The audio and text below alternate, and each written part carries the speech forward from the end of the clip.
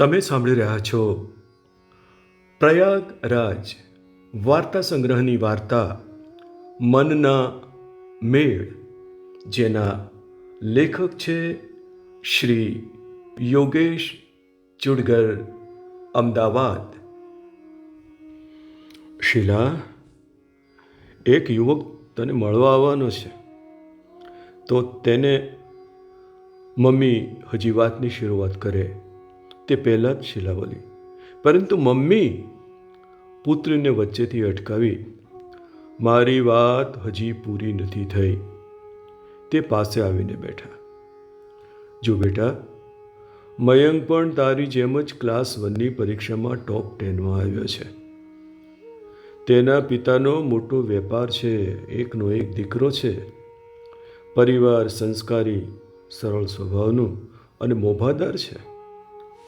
માતા દીકરીનો હાથ લઈ મમતાથી પસવારી રહ્યા હતા.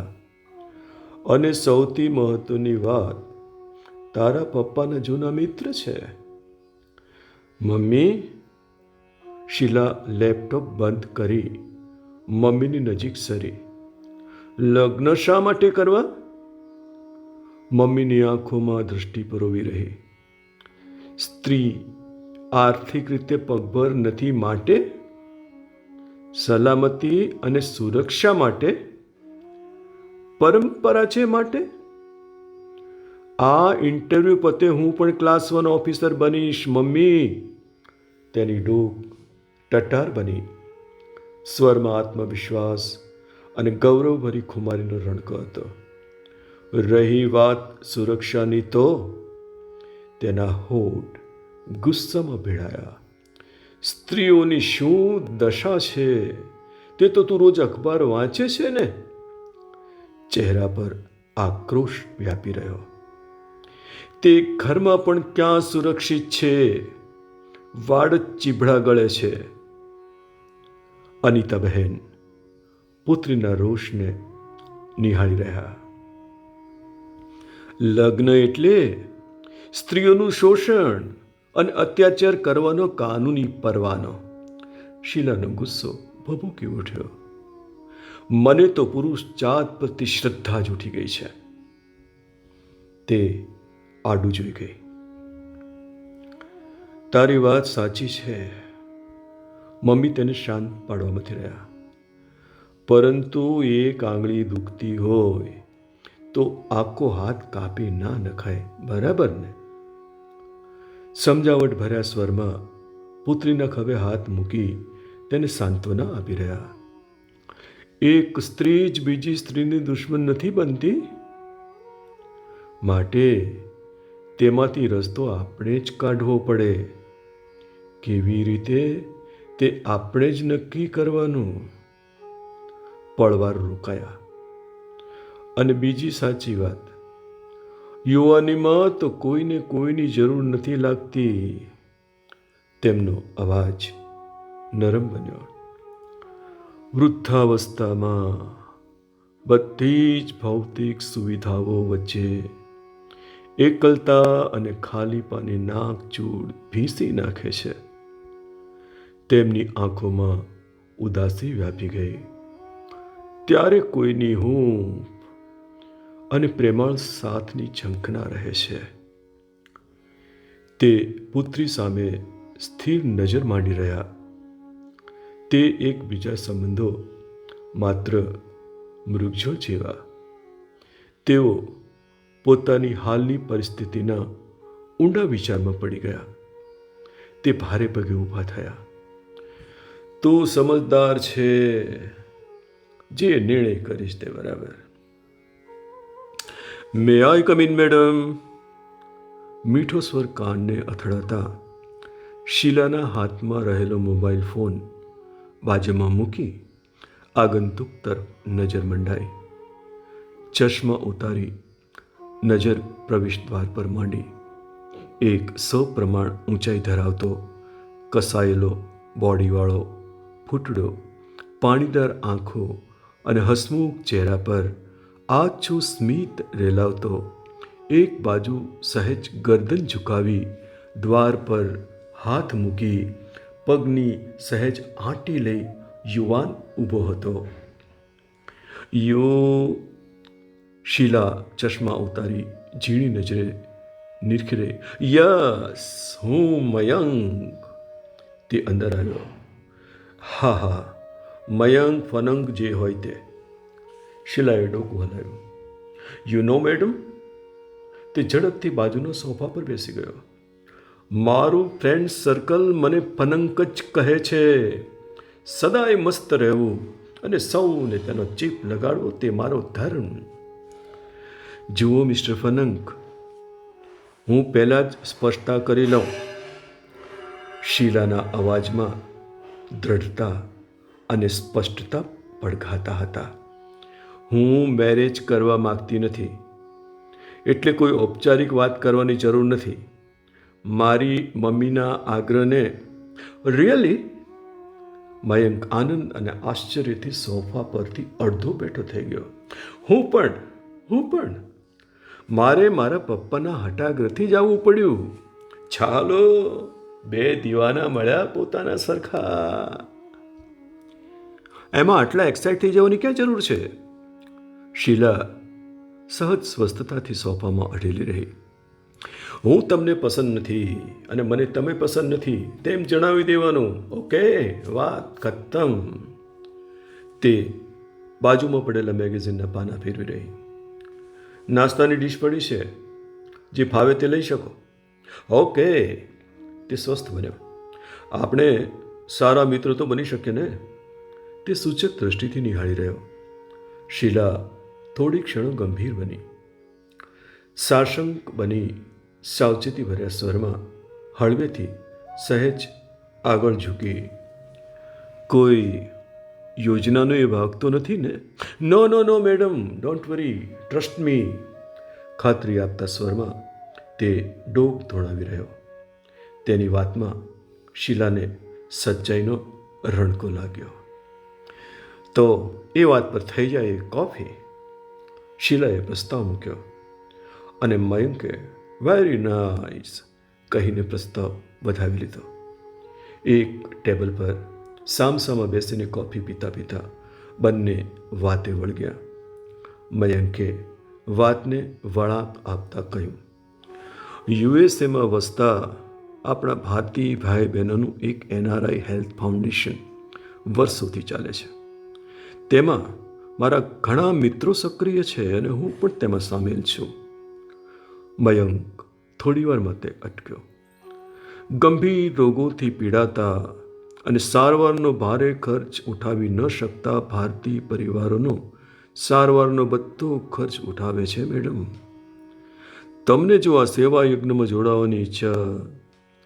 અધૂરું વાક્ય મૂકીને શીલાના ચહેરા તરફ જોઈ રહ્યો. શીલા થોડીવાર મૌન રહી વિચારમાં ડૂબી ગઈ. પછી ડોકું ધોણાવી બોલી, યસ, આઈ એમ ઇન્ટરેસ્ટેડ. તેના મોં પર તત્પરતા ડોકાઈ રહી. મયંક ચહેરા પર ખુશીનું સ્મિત લાવીને બોલ્યો, તો ફાઇનલ? હા, પણ શરતો લાગુ. શીલાનો અવાજ કડક બન્યો. કશું સહિયારું નહીં, હા? પોતપોતાની રીતે મેનેજ કરવા. નો બડી ઇઝ બોસ. Yes madam. તે રમતિયાળ સ્મિત કરી રહ્યો. પરંતુ એક વાત. તે સહેજ અટક્યો. પછી જોબ નહીં થાય હો. ટાઈમ જ નહીં મળે. હું પણ નથી કરવાનો. ગાંઠનું ગોપીચંદન. સોચ લો મેડમ. સોચ લિયા સર. શીલા મજાકિયું હાસ્ય કરી રહી. આપણે ઉત્તર ગુજરાત, દક્ષિણ ગુજરાત અને પંચમહાલમાં સર્વે કરીને આવા જરૂરતમંદ પરિવારોને શોધી કાઢવાના છે. મયંક ગંભીર બની ગયો. તો આવતીકાલથી જ સર્વે શરૂ. શીલાએ ડોકું ધોણાવ્યું. શીલા, 10 વર્ષમાં તો જો આખું કબાટ ફરાઈ ગયું. મયંક ફાઇલોને વ્યવસ્થિત ગોઠવી રહ્યો હતો. હા મયંક. શીલાની આંખોમાં તૃપ્તિની ચમક રેલાઈ રહી હતી. પછી ધીમેથી મયંકની આંખોમાં નજર મેળવી બોલી, મયંક, યુ નો, મને મારા નિર્ણય પર ક્યારેય અફસોસ નથી થયો. તે મને જીવનની સાચી દિશા ચીંધી. અરે અરે, આજે તો મહેતા હોસ્પિટલમાં સર્વે માટે જવાનું છે. ચાલ ચાલ, જલ્દી કર, મોડું થઈ જશે. શીલાએ કહ્યું. અરે હા. મયંક પણ ઝડપથી ઓફિસ લોક કરી કાર તરફ ચાલવા લાગ્યો. શીલા કપડાં સરખા કરી, માથા પર હાથ ફેરવી ઝડપથી નીકળી. પણ કેમ આંખે અંધારા? માથું સખત દુખે છે. ચક્કર. બે લમણા પકડીને તે નીચે બેસી પડી. શીલા, ચાલ જલ્દી. મયંકે સહજ રીતે પાછળ ફરી જોયું. શીલા! તેના મોંમાંથી ચીસ જેવો અવાજ નીકળી ગયો. ફાટી આંખે દોડીને તેને પકડી લીધી. તેને લઈને મારતી ગાડીએ હોસ્પિટલ પહોંચ્યો. શીલાને બ્રેઇન ટ્યુમર ડિટેક્ટ થયું.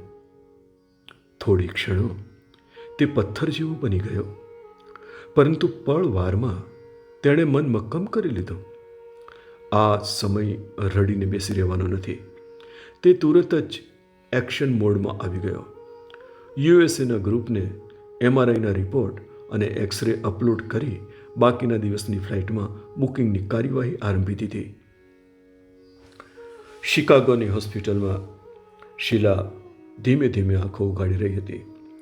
સામે મમ્મી અને ગ્રુપના ઝાંખા દેખાતા ચહેરા થોડી વારમાં જ સ્પષ્ટ બન્યા. મમ્મીનો મમતા ભર્યો હાથ અશ્રુસભર આંખે તેના માથે ફરી રહ્યો હતો.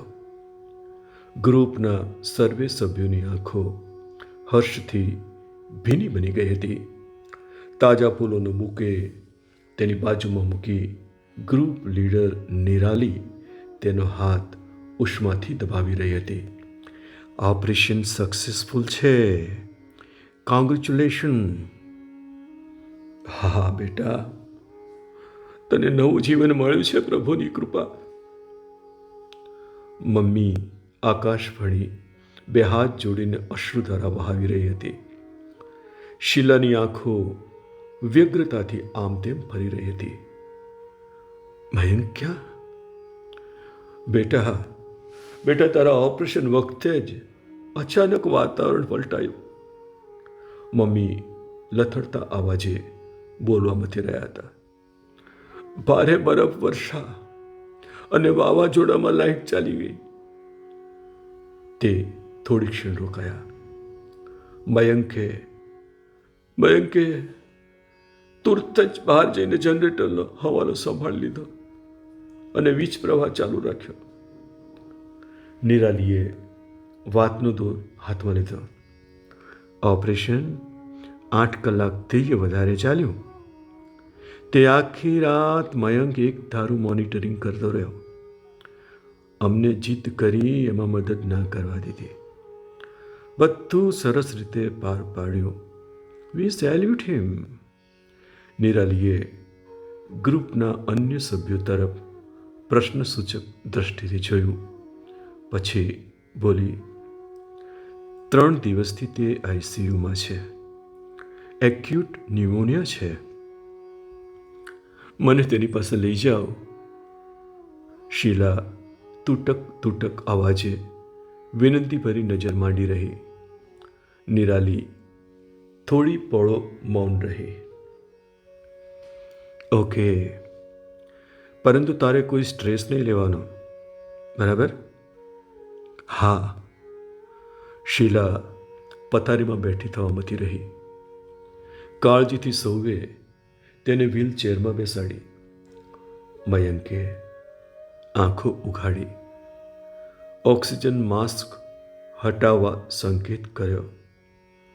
શીલા, તો તેને વચ્ચેથી જ અટકાવી શીલા તૂટક અવાજે બોલી, કેવા રે મળેલા મનના મેળ રુદિયામાં રાજા. મયંકનો અવાજ સંભળાતો ન હતો, છતાં શીલાને તો સંભળાયું. કેવા રે મળેલા મનના મેળ રુદિયાની રાણી કે વારે મળેલા મનના મેળ. શીલાએ મયંકના હોઠ પર હાથ મૂકી તેને જાણે આગળ ગાતો અટકાવ્યો. આંસુ ભીની આંખે ગાઉનમાં કાળજીથી સાચવેલી ડબ્બી ઉગાડી શીલાએ તેની સામે ધરી. સિંદૂર? મયંક મમ્મી તરફ પૃચ્છક દૃષ્ટિથી ક્ષીણ આંખે જોઈ રહ્યો. તેમણે પાલવ વડે આંખના ખૂણા લૂછતા ડોક હલાવી સંમતિ આપી. મયંકે કંપતા હાથે ચપટીમાં સિંદૂર લઈ શીલાના ઝૂકેલા માથાની સેંથીમાં પૂર્યું. સૌ ભાવુક બની અશ્રુઓ લૂછી રહ્યા. થોડી ક્ષણોમાં મયંકની સ્મિત કરતી આંખો કાયમ માટે સ્થિર બની ગઈ. આજે એની પુણ્યતિથિ. 25 વર્ષથી આ જ ક્રમ છે ને. શીલા સફેદ સાડીને સરખી ગોઠવી મયંકની પ્રથમ મુલાકાતની રમતિયાળ છબીને એનલાર્જ કદની ફ્રેમમાં કેદ કરેલી રમતિયાળ ભાવ ભંગીમાઓ અને તેના ચરણ સ્પર્શને માથે ચડાવી શ્વેત બની ચૂકેલ વાળની સેથીમાં સિંદૂર પૂરી રહી હતી. મનમાં વાગોળી રહી હતી, કેવારે મળેલ મનના મેળ, હો રુદિયાના રાજા, કેવારે મળેલ મનના મેળ. રુદિયાની રાણી, કેવારે મળેલા મનના મેળ. મયંકનો ચિર પરિચિત મીઠો અવાજ તેના કાનમાં ગૂંજી રહ્યો હતો. ઉભરાતા અશ્રુઓને સાડીના છેડાથી મોં દબાવી ખાળવા પ્રયત્ન કરતી બેગ લઈ ઓફિસ જવા ડગ માંડી રહી હતી.